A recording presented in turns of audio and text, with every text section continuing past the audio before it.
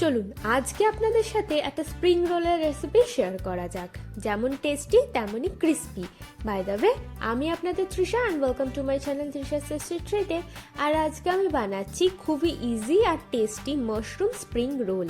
কি নতুন তো? তাহলে চলুন শুরু করা যাক। এই মাশরুম স্প্রিং রোল বানানোর জন্য প্রথমেই আমি এখানে একটা কড়াতে 5 থেকে 6 চামচ সাদা তেল দিয়ে দিচ্ছি আর তেলটাকে ভালো করে গরম করে নেব।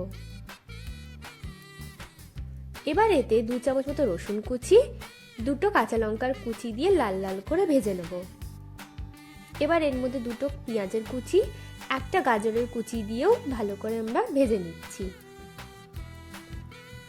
এবার এতে 1 চামচ মতো আদা কুচি দিয়ে সব কিছুকে আমি ভালো করে ভেজে নেব।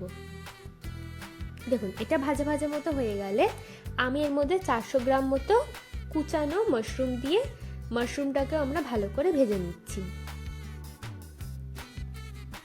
দেখুন মাশরুম থেকে কতটা জল বেরিয়েছে, জলটাকে আমরা শুকিয়ে নেব। এবার এর মধ্যে একটা ক্যাপসিকামের কুচি, 2 কাপ মতো বাঁধাকপির কুচি দিচ্ছি, দেব এর মধ্যে স্বাদ মতো নুন। এবার সব কিছুকে একসাথে ভালো করে মিশিয়ে নেব আর সবজিগুলোকেও সেদ্ধ করে নেব।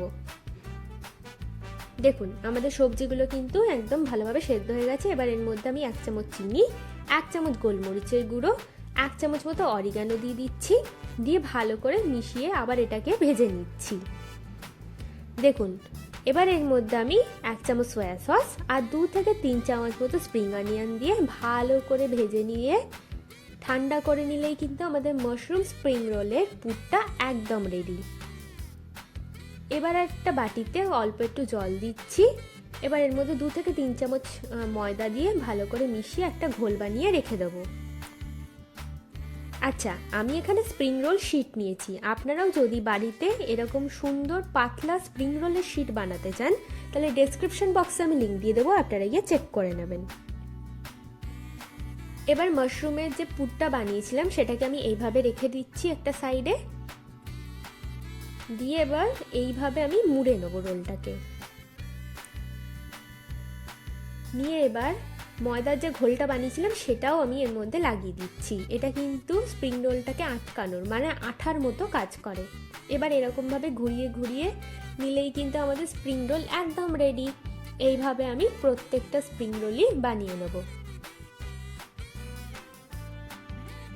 দেখুন আমাদের স্প্রিং রোল বানানো হয়ে গেছে। চলুন এবার এগুলোকে ভেজে নেওয়া যাক। কড়ার মধ্যে আমি বেশ খানিকটা তেল দিয়ে দিচ্ছি আর তেলটাকে প্রথমে ভালো করে গরম করে নেব। গরম হয়ে গেলে আমি একটা একটা করে স্প্রিং রোল দিয়ে এপিট ওপিট করে আমরা লাল লাল করে স্প্রিং রোলগুলোকে ভেজে নিচ্ছি। দেখুন স্প্রিং রোলগুলো বেশ ভালো করে ভাজা হয়ে গেছে। এবার এগুলোকে তুলে নিয়ে আমি বাকি স্প্রিং রোলগুলোকেও ভেজে নেব। চলুন এবার এগুলোকে সুন্দর করে সাজিয়ে আমরা সার্ভ করে নেব।